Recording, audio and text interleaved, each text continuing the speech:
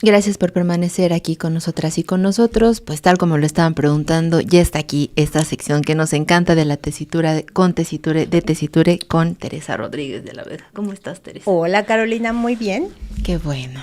Hoy no saben ustedes, pero este estudio está menos frío que comúnmente porque siempre tienen el aire a todo lo que da y hoy hace calorcito, así que por eso nos ven Somos aquí, sí, con temperaturas muy extremas, la verdad. A veces mucho calor por las luces, luego ponemos el frío.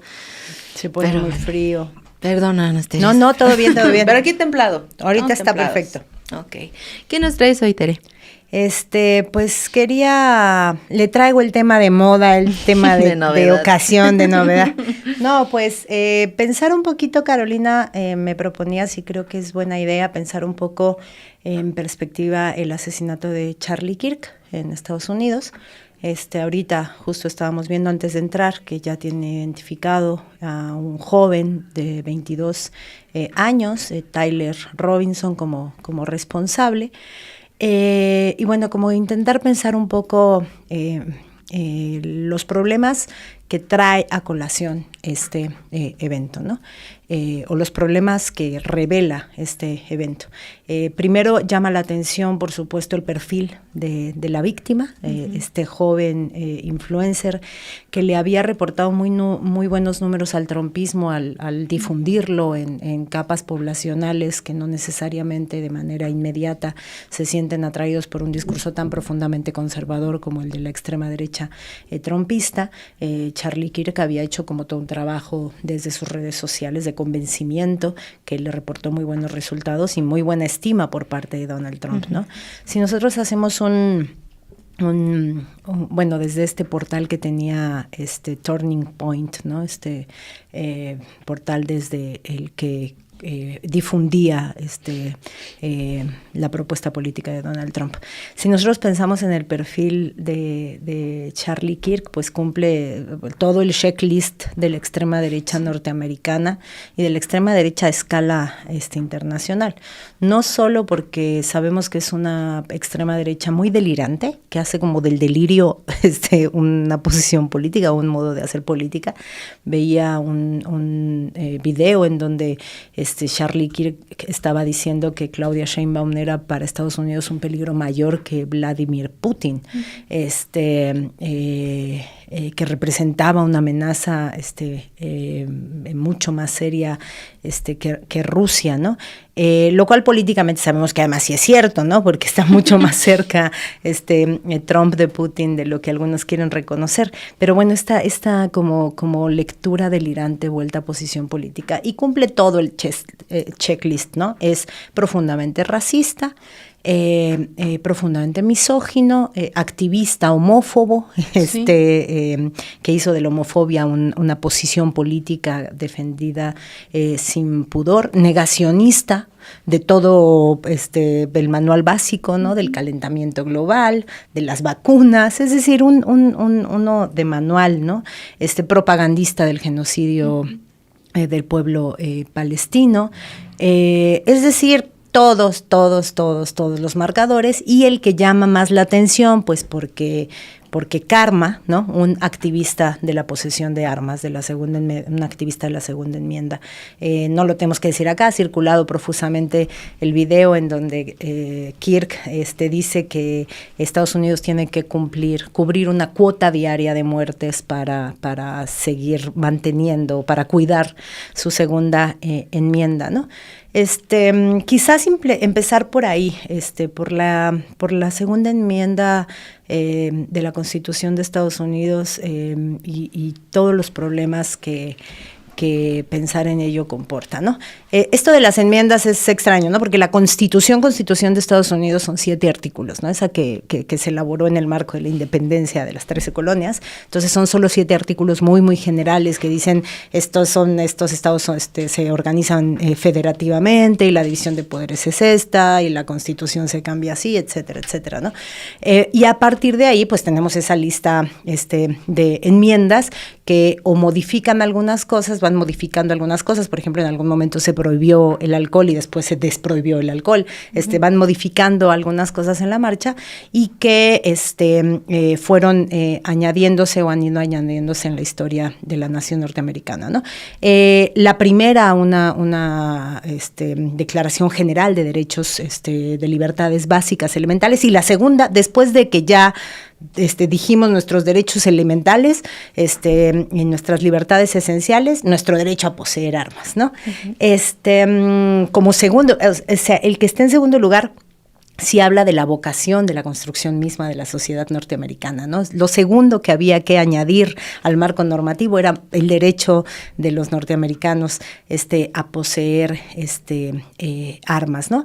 Si nosotros pensamos en el número de enmiendas que separa la segunda enmienda, que es para la posesión de armas, hasta la abolición de la esclavitud, no son solo muchos años, sino también muchas enmiendas.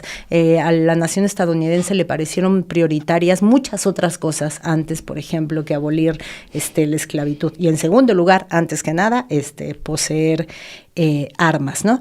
La enmienda de la abolición de la esclavitud es la 13ª y fue, si no, hasta 1865 que se legisló. Hubo que esperar todavía 5 años más para que el sufragio también incluyera a los exesclavos, ¿no? A los recién exesclavos, y hubo que esperar 50 años más para que el sufragio llegara a la mujer, ¿no? En la enmienda 19ª. Es decir, esto habla mucho de la vocación, de cómo se ha ido construyendo el Estado norteamericano y sus prioridades, ¿no? Fue hasta 1920 que la nación norteamericana enmendó su marco normativo para que las mujeres pudieran votar, pero ya llevaban rato desde su segunda enmienda pudiendo portar armas, ¿no? Creo que cuando se piensa en la segunda enmienda hay que pensarlo en qué pasa con una sociedad en donde la población en general tiene acceso a la posesión y la aportación y por lo tanto la utilización en el espacio público de armas. Hay que pensarla como qué elemento juega en el engrane de la compleja sociedad norteamericana hoy en día, ¿no? No solo para pensar en que la posesión de armas ha llevado a episodios muy espectaculares de la historia norteamericana, ¿no? Desde el asesinato de Kennedy y luego el asesinato del asesino, ¿no? O sea, ya sí se concatenan, ¿no? Se asesina a Kennedy, luego otro asesina al asesino de Kennedy, o el asesinato de Lennon, o sea, hay como momentos icónicos de la historia norteamericana que pasan por la posesión de armas, pero esto como la gigantomaquia de los grandes personajes, ¿no? Pero sobre todo la historia norteamericana, y esto ha venido recrudeciéndose en últimos tiempos, la historia norteamericana es esta historia creciente de los tiroteos masivos en el espacio público, especialmente y muy dolorosamente en espacios educativos. Sí. De educación básica y media superior, aunque también en universidades, ¿no? Entonces esta presencia de escenas en la política norteamericana o en la vida cotidiana norteamericana que tiene que ver con las armas irrumpiendo en la normalidad democrática, a Estados Unidos que se llena la boca diciendo que en México hay una dinámica extraestatal, digamos, del crimen organizado que condiciona el día a día de la política formal estatal, pues en Estados Unidos las armas cada vez más irrumpen en la escena y rompen con la ansiada normalidad democrática de la vida norteamericana, ¿no? Entonces, cada tanto tenemos o un asesinato de algún personaje importante o bien estos dolorosos tiroteos masivos que generan muchísima zozobra, ¿no? Entonces, hace poco, tan solo en la campaña, un año antes, el intento de asesinato de Donald Trump por un tirador con mucha menor puntería que el de Charlie Kirk, ¿verdad? Y apenas hace unos meses, ¿no? El asesinato de Melissa Hartman y su esposo, ¿no? Y su perro, en un asesinato claramente político en junio, apenas hace unos meses, en junio pasado, ¿no? Entonces, ¿qué lecciones nos deja esto? Nos deja, creo, y de alguna manera ya lo habíamos platicado en ocasión de otro tema, nos deja al descubierto la profunda inconsistencia del discurso de Donald Trump, ¿no? Donald Trump nos ha estado intentando convencer de que, por ejemplo, el problema del narcotráfico en México es un problema interno de Estados Unidos y que entonces Estados Unidos tiene potestad para tomar medidas que frenen el tráfico, sobre todo de fentanilo, porque la oferta de fentanilo, cuya responsabilidad ubica en los cárteles mexicanos y en la permisividad del gobierno mexicano, la presencia de fentanilo en el mercado de narcóticos en Estados Unidos es el problema. La presencia del fentanilo, mucho se ha señalado, la presidenta Claudia Sheinbaum ha sido muy enfática en términos de que deberían intentar pensarlo de manera un poquito más compleja y responsable, en términos de qué es lo que acerca a los consumidores a la oferta de fentanilo, ¿no? Que el problema es en realidad la demanda del fentanilo, en una jugada muy hábil porque está intentando voltear exactamente el argumento, la presidenta, de manera además como empíricamente justa, pues, ¿no? O sea, pegada a la verdad. México está sumido en la violencia en gran parte por la demanda de fentanilo en Estados Unidos, ¿no? Entonces nosotros perfectamente podríamos decir: el problema de salud pública que tiene Estados Unidos es un problema interno mexicano. Ellos tienen la culpa de lo que está pasando acá, que es un poco el discurso que ellos quieren montar respecto a México tiene la culpa, los cárteles mexicanos, y cada que se les antoja y les conviene decir las complicidades del gobierno de México, tienen la culpa del problema de salud pública. Pero si nosotros pensamos en la disponibilidad de armas, ahí la disponibilidad de armas no es el problema. Sí, me sigues. Claro. O sea, ahí sí Donald Trump intenta ponerse a pensar en las causas. El problema no es que los norteamericanos tengan acceso a armas. El problema es que, y ahí rápidamente intentaron llevar agua a su molino, el problema es que la ideología de izquierda genera un clima violento que incita a este tipo de episodios, omitiendo, por ejemplo, el asesinato reciente de Hartman, ¿no? que tenía otra orientación política, ¿no? Que era una política demócrata. Entonces, ahí sí se pone a pensar en las causas. Ahí el problema no es la disponibilidad de armas, como sí es la disponibilidad del fentanilo, ¿no? Sino las causas, y unas muy malentendidas causas y unas muy facciosas causas, ¿no? Es decir, la ideología de izquierda, así en términos generales. Acusación a la que entusiastamente ya se sumó toda la ultraderecha, digamos, de primera línea. Ya habló en el mismo sentido Musk, ya habló en el mismo sentido el propio Netanyahu y todos sus patiños, ¿no? Es decir, ya habló en el mismo sentido Milei, ya habló en el mismo sentido Salinas Pliego, ¿no? El señalamiento de que esto es consecuencia de un clima violento auspiciado por lo que ellos llaman el wokismo, ¿no? Esta ideología woke, que tanto les gusta señalar como el origen de todos los males. Y entonces ahí creo que es importante estar viendo que hay un nivel de análisis en el que la crisis de violencia cotidiana que se expresa a veces en grandes asesinatos o intentos de asesinatos, o a veces en tiroteos en espacios públicos, en centros comerciales, en escuelas, etcétera, esa irrupción de las armas en la cotidianidad democrática comparte un fenómeno con la crisis del consumo de drogas sintéticas altamente dañinas.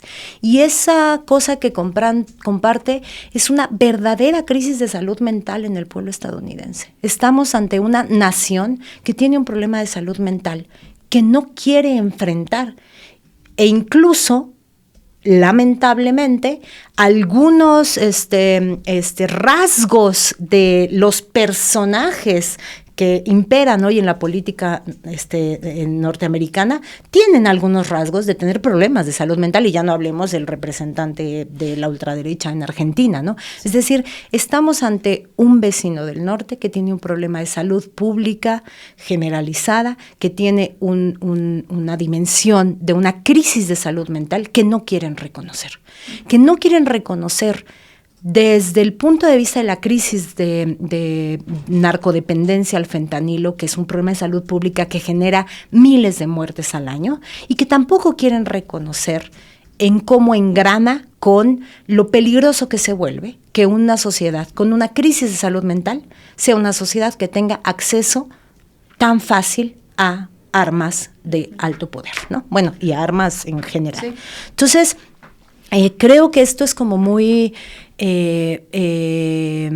importante que lo vayamos diciendo, que lo digamos siempre, por ejemplo, que el tema es el tráfico de drogas, porque creo que detrás sí estamos ante una situación en donde ese sueño americano en realidad es una pesadilla distópica que se vive como pesadilla para parte importante de su población, que de pronto encuentra o bien en el fentanilo o bien en las armas una salida evasiva a una realidad que no está logrando generar mecanismos de salud mental colectiva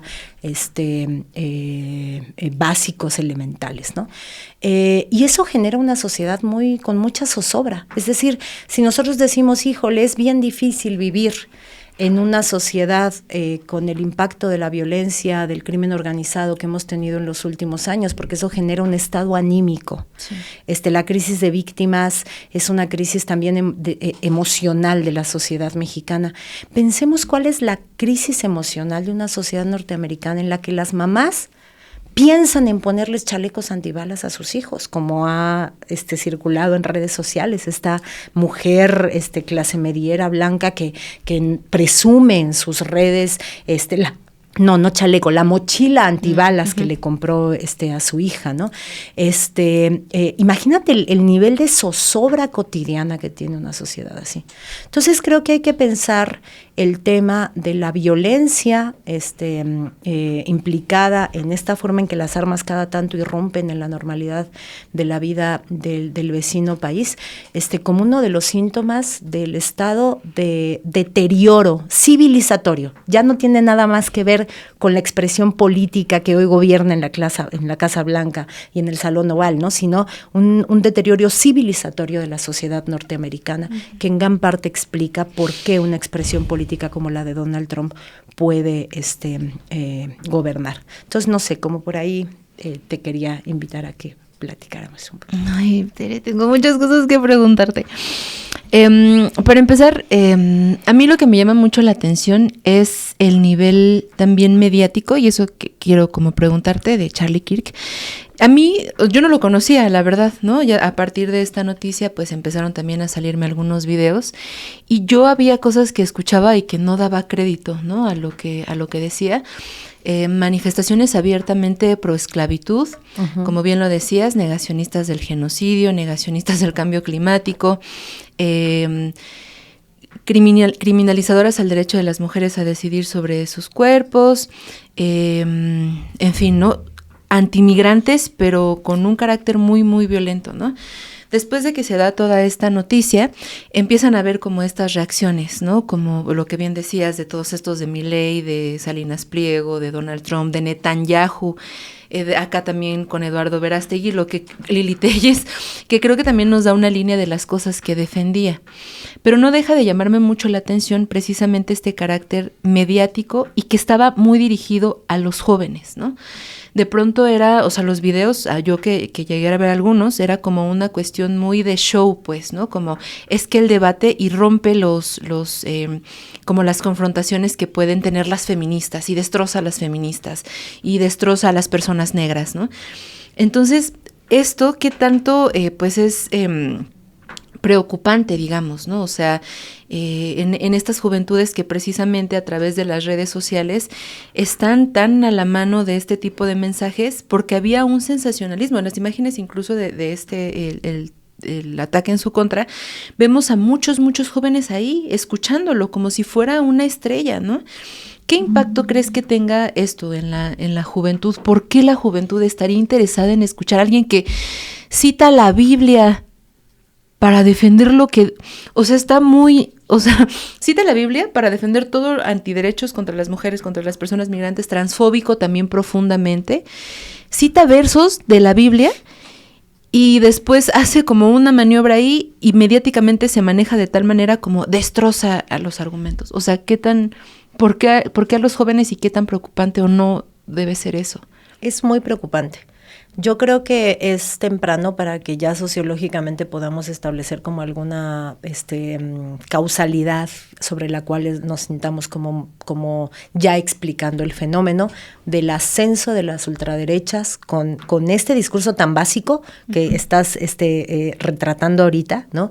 Que niegan incluso los avances propios de la ciencia, ¿no? Sí. Es decir, cómo juventudes en edad universitaria pueden sentirse atraídos por discursos negacionistas, ¿no? Uh-huh. Es como contraintuitivo. Entonces, este preocupante hecho del arraigo de las ultraderechas con su discurso tan rudimentario en términos como ideológicos y en términos como de racionalidad elemental, es un fenómeno preocupante. Yo creo que en parte es explicable porque además son juventudes tendencialmente masculinas, ¿no? Uh-huh. Es decir, si nosotros hacemos como un retrato de el comportamiento electoral hacia las ultraderechas, en las juventudes vamos a ver que el porcentaje está muy cargado en Estados Unidos, pero también en Argentina, hacia los varones, ¿no? Entonces, una interpretación posible es que estemos ante genuinamente una reacción del patriarcado. Es decir, ¿ante qué? Ante el ascenso del movimiento feminista, que al mismo tiempo vacunó contra la ultraderecha a las mujeres, es decir, el ascenso del feminismo en las jóvenes universitarias vacunó a las mujeres o a muy importantes sectores de las mujeres jóvenes a que en ellas pegara el argumento o los argumentos, si así les podemos decir, de la ultraderecha, ¿no? Y empieza a pegar en las juventudes masculinas, ¿no? Uh-huh. ¿Por qué empieza a pegar en las juventudes masculinas? Pues porque sí tenemos a un patriarcado amenazado por el ascenso de las demandas y de las conquistas feministas que están verdaderamente poniendo en tela de juicio el pacto nunca firmado de que la violencia patriarcal los cubría incluso de las violencias emocionales que ejercían en sus parejas, por ejemplo, ¿no? Entonces, sí hay una masculinidad hegemónica que se siente amenazada de no poder poner en práctica sus usos y costumbres de violencia sexual para las que fueron educados, ¿no? Uh-huh. Porque topan con pared con unas jóvenes que fueron socializadas en la interpelación del Me Too, que fueron socializadas en la interpelación del A mí también, o de Mi primer acoso, o que fueron socializadas en la interpelación del movimiento Ni Una Menos, o que fueron socializadas y crecieron y se formaron como sujetas en interpelación del movimiento por los derechos a decidir sobre nuestro propio cuerpo, ¿no? Entonces yo sí creo que generacionalmente hay una disputa entre los impactos del ascenso del feminismo y el arraigo del feminismo en las jóvenes y el arraigo de una ultraderecha que está librando su batalla, disputando el sentido común de los jóvenes, ¿no?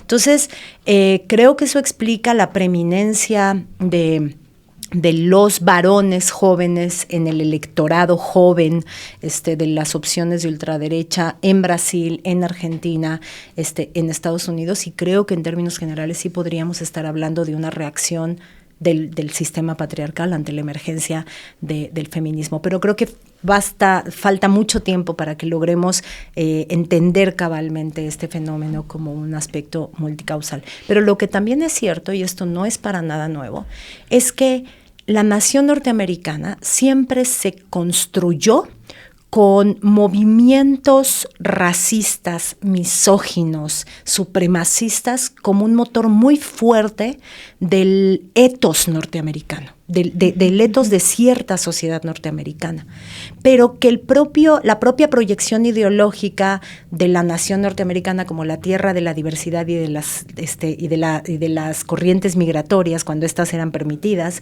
o de la libertad, ¿no? La tierra prometida, el sueño americano, esa proyección ideológica hizo que ese ethos profundamente racista, ese sentido común, no se pudiera formular en la escena pública con toda libertad, ¿no? Entonces, ¿qué tenemos cuando se dio la abolición de la esclavitud?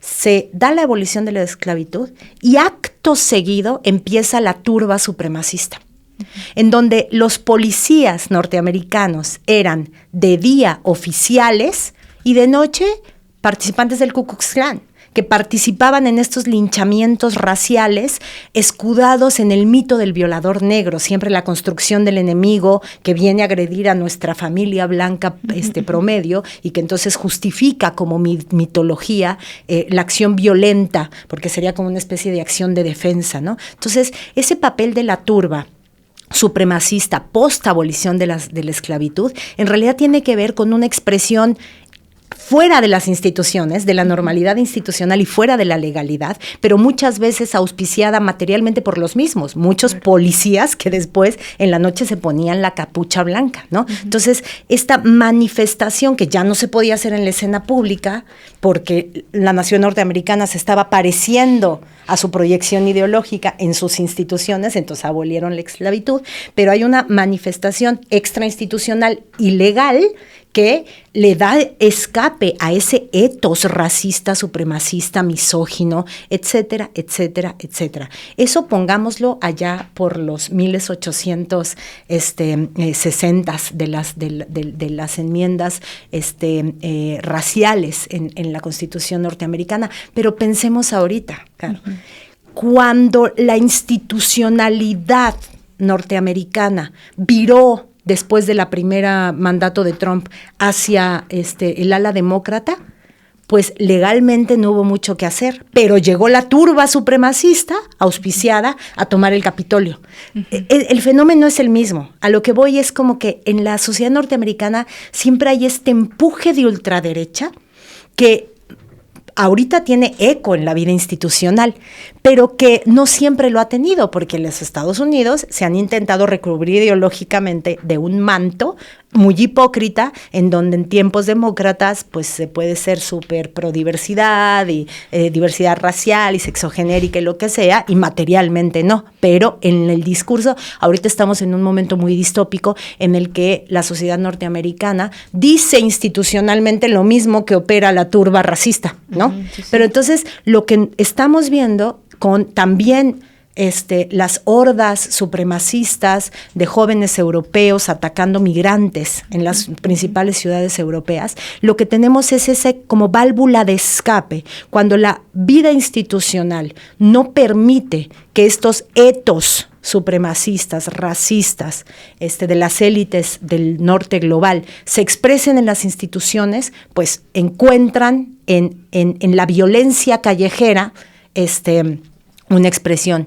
Y si eso asumas que estas turbas tienen acceso a armas por la segunda enmienda, pues imagínate lo que sucedería en las principales ciudades europeas si las hordas de neonazis tuvieran acceso a armas. Estaríamos ante otro tipo de fenómenos que no son solo la riña en la que una horda de neonazis golpea brutalmente a un joven racializado en Madrid o en Mallorca o en donde tú le quieras poner, ¿no?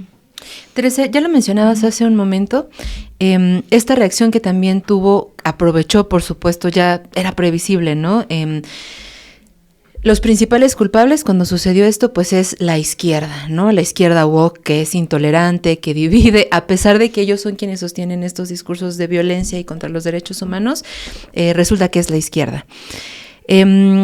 Después de esto, ¿cómo podemos entender, o sea, con esta justificación, y mencionabas también hace un momento la cuestión de la salud mental, ¿no? Este momento quizá de decadencia, de una falta de conexión con la realidad, con la verdad, ¿qué tanto tiene que ver, y en ese sentido, lo nocivo que es un discurso como el que sostenía Charlie Kirk? Porque no es que a lo mejor, pues eso, ¿no? Él efectuara un acto violento físicamente contra las personas. Sin embargo, es justo los argumentos que él emana a 5 millones de personas que creo que son sus seguidores en redes sociales, los que nutren esa violencia, ¿no? ¿Cómo podemos entender eso? O sea, digamos, lo nocivo que, o la propaganda también, digamos, supremacista, que implica a lo mejor ahora en otros medios de expresión, como en redes sociales, ¿no? Quizá ya se van diversificando, pero en la peligrosidad, pues, o sea, ¿por qué es importante nombrar a quienes son los violentos, a quienes son quienes incitan esta intolerancia? Porque al final eso radica, pues, en la vida de las personas, ¿no? En crímenes contra la comunidad LGBT, contra la comunidad trans, contra las mujeres, contra los migrantes, o sea, tiene repercusión en la vida de las personas. ¿O cómo entendemos esta vuelta que intenta hacer la derecha al llamar violentos o intolerantes a la izquierda en ese sentido?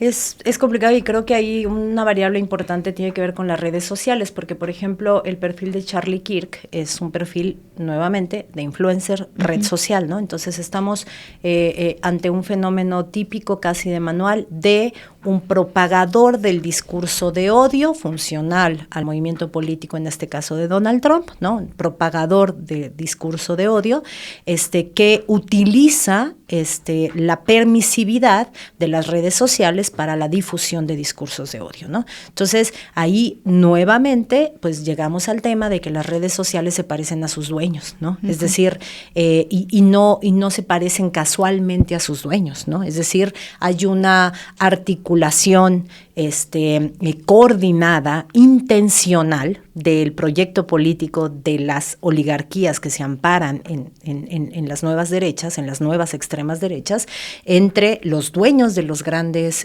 de las grandes plataformas de las redes sociales y las expresiones políticas de extrema derecha, ¿no? Entonces, un Charlie Kirk podía impunemente propagar estos discursos de odio en una red social que te baja la cuenta si dices genocidio, ¿no? Sí. O si dices Palestina. Entonces, ese es el problema. El problema es que las herramientas que tenemos de comunicación hoy en día no están reguladas por ningún censor ético, que siempre hay censores éticos en las normativas de los países, ¿no? Es decir, la abolición de la esclavitud tiene que ver con la normativa de un país regulando relaciones interétnicas hacia un horizonte ético deseable de igualdad de las personas independientemente de sus filiaciones étnicas, ¿no? Entonces, la ética es un componente fundamental de cómo las sociedades se van autorregulando. ¿Qué sucede con las redes sociales? Pues la extrema derecha ha aprovechado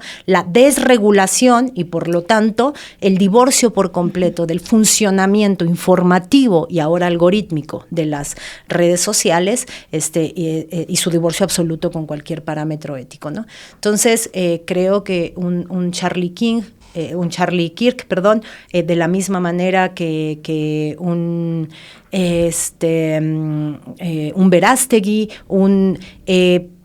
difunden discursos de odio en las redes sociales porque pueden hacerlo.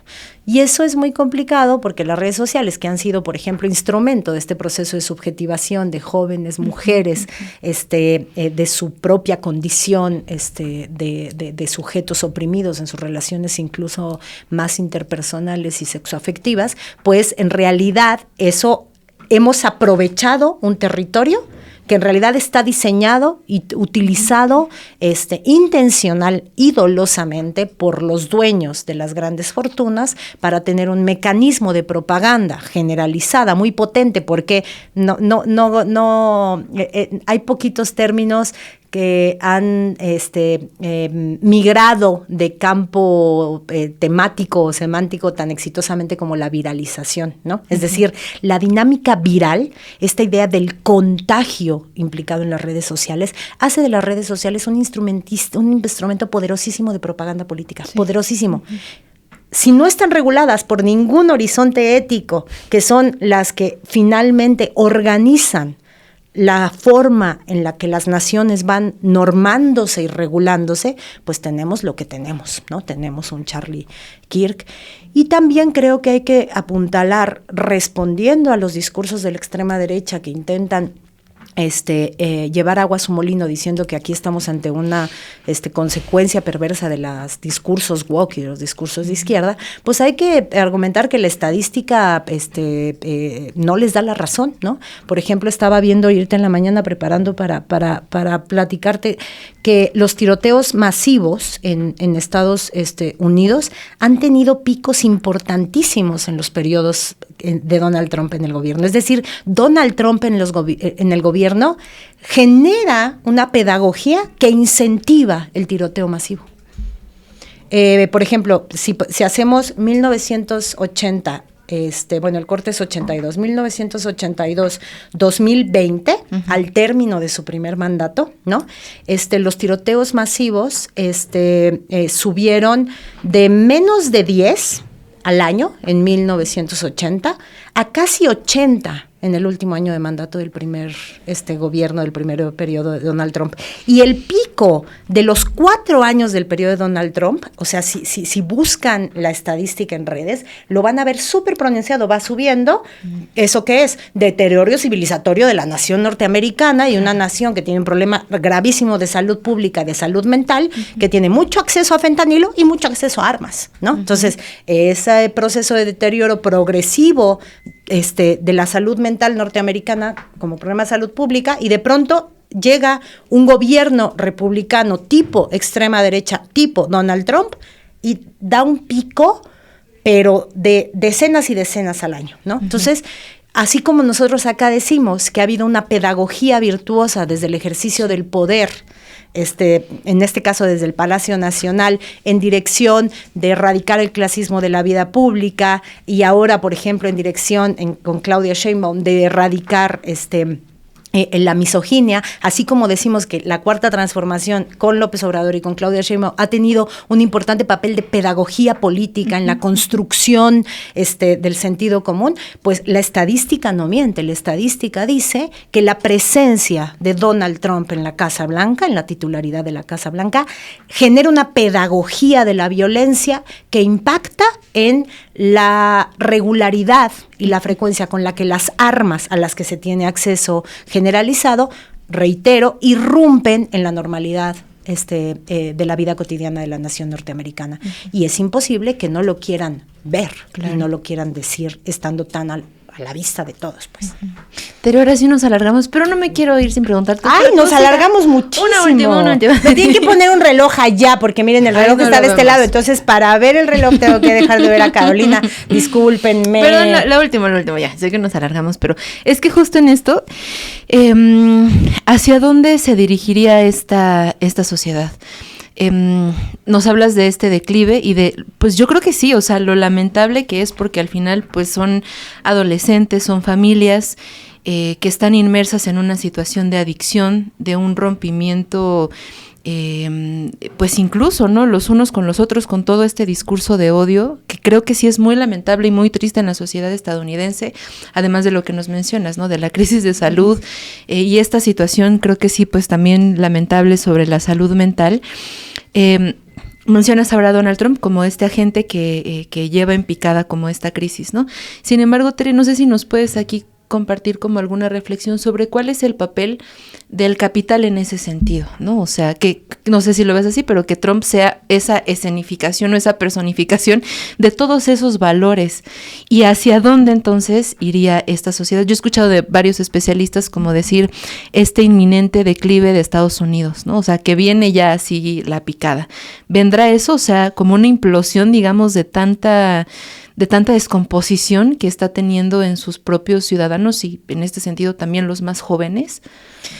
Mira, creo que Estados Unidos hoy en día vuelve a poner en la mesa del debate, por ejemplo, sociológico, debates que eran muy presentes como en la modernidad temprana, ¿no? Es decir, la sociología nace como un esfuerzo como de la sociedad occidental de resolver simbólicamente sus grandes desafíos, y uno de los cuales tenía que ver con los procesos de descomposición simbólica y casi que emocional de la sociedad moderna, ¿no? De cómo el ritmo propio de la sociedad moderna rompió tejidos societales, comunitarios, que generan sentido, ¿no? Uh-huh. Y entonces, a principios del siglo XX, finales del XIX, principios del XX, Durkheim decía, el ascenso de los suicidios en las sociedades europeas no es casual, tiene que ver con que hay un proceso que podemos intentar paliar, intentando diseñar mecanismos revinculatorios, ¿no?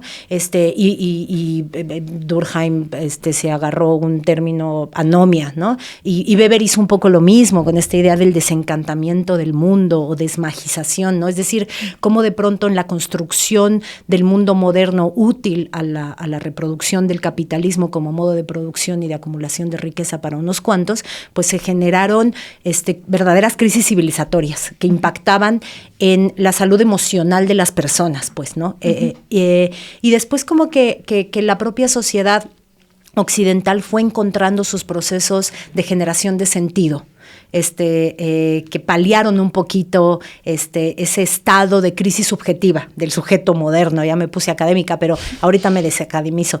Y entonces ahorita lo que estamos viendo en Estados Unidos es un proceso que sí nos lleva a pensar cómo la extralimitación de los mecanismos de funcionamiento del capital dejados solitos a andar, ¿no? Darle al capital todo nuestro tiempo, no solo todo nuestro tiempo de trabajo, sino también todo nuestro tiempo de esparcimiento, porque le estamos dando a las grandes empresas de las redes sociales nuestro tiempo de ocio, nuestro tiempo de divertimento, nuestro tiempo de vinculación social. Si las amistades se están haciendo virtuales, le estamos regalando nuestro tiempo a Elon Musk, a Zuckerberg, es decir, y Estados Unidos es el emblema de todo eso, ¿no? De cómo lo que comemos depende del capital. Nuestro trabajo, pues no se diga, ¿no? Nuestro trabajo del capital, nuestras relaciones interpersonales, nuestras relaciones sexoafectivas, todas están mediadas por algún gran dueño de, ¿no? Entonces, pues eso vuelve a poner en la mesa la necesidad de discutir al capitalismo no solo como un sistema expoliador de la vida, sino como un sistema que enferma a las sociedades de su ánimo, ¿no? Hay un proceso anímico de enfermedad asociada a la extralimitación de los procesos de los grandes capitales. Y por eso la crisis civilizatoria, esta crisis civilizatoria a nivel salud mental, extraña y paradójicamente, es un problema del país más poderoso del mundo. No es un problema, el capital genera otro tipo de afecciones, otros dolores y otros quiebres en la vida de los pueblos del sur, ¿no? La zozobra de la violencia generalizada, la zozobra del no poder satisfacer materialmente, la zozobra de lo que vimos ayer en Iztapalapa, ¿no? Sí. Esos son los impactos del capital en las periferias.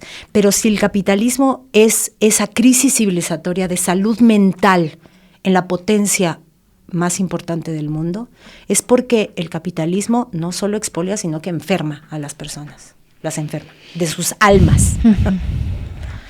Y las avienta al fentanilo. Y además de armas. ¿No? Que será también seguramente un tema que seguramente vemos este tema de las adicciones, y no en un simple término como de los que consumen, pues esto, ¿no? Ni la criminalización. Eso, podemos hablar un día de eso. Claro que sí. Teresa, ya abusamos de tu tiempo. No, yo ya abusé del suyo, qué vergüenza. Audiencias, discúlpenme, no, yo creo me descosí. tenemos muchos comentarios, pero no sé si te puedo leer unos Sí, tres. Nada más. sí, No por se enojen supuesto si no que leemos sí. todos. Ah, ya se me desaparecieron de aquí. Chin, yo quedando mal. No sé si Román nos puede apoyar con algunos porque no los puedo ya poner. Discúlpenos. Muchas gracias, Román. Aquí todo funciona porque aquí está un Román A ver, que yo lo no puede veo, ver. oigan. Dice, el espacio de Teresa Rodríguez de la Vega en este canal ya está compitiendo en cuanto a mi favorito con el Ay, librero de... me voy a creerla muy. Nos No es pusieron cierto, a no es cierto, competir. Rapé, no es cierto, Monero No, de Hernández. Hernández dice. Ay, no Con es el libro cierto, del querido Monero. No, no, Y no, ya los no, no. pusieron a Nunca jamás Es en la cierto. vida. Por acá unos dos más, nada más. Porfis, aquí dice antivalores, no sé qué sea. Vamos con esos likes, 313 personas mirando. Es la lógica del capital de la acumulación. Likes. No, bueno, ya saben cómo funciona también esta plataforma. Les agradecemos mucho también, pues eso, ¿no? La difusión. Y uno último por acá, porfis. Dice, ya llegó. Ay, Muchas gracias, Alfredo. Ya llegó mi muchas sección gracias. favorita de Chamuco Media Tesitura con Tere. Pues sí está compitiendo, con el libro Ay, del ay, Ahí ay. se lo dejo a Hernández, que a ver qué dice. No es cierto. Le mandamos besos a Sí, le Hernández, mandamos muchos besos y muchos abrazos. Pues Tere, de verdad te agradecemos muchísimo. Finalmente, No, a ¿dónde ustedes. podemos ahí seguirte, leerte, escucharte? @tesiture para piensos espontáneos. Los miércoles, ahorita estamos en pausa, pero en la mesa roja de pie de página por Capital 21, a las 7 de la noche. No, los jueves. Y los miércoles estoy en el espacio de Julio Astillero, en la mesa de periodistas con Arturo Cano, Marta Olivia López y Federico Bonazo. Y los viernes acá con Carolina de Nova en la noticiera del Chamuco Media. Sí, Tere, pues muchas gracias como siempre. Órale, Muchas pues. gracias, perdón por extender. Nos vemos el próximo viernes. Nos vemos, Buen vamos a un puente. cortecito. Recuerda que si quieres ver más contenido como este, sintoniza de lunes a viernes la noticiera a las 11 de la mañana por Chamuco Media.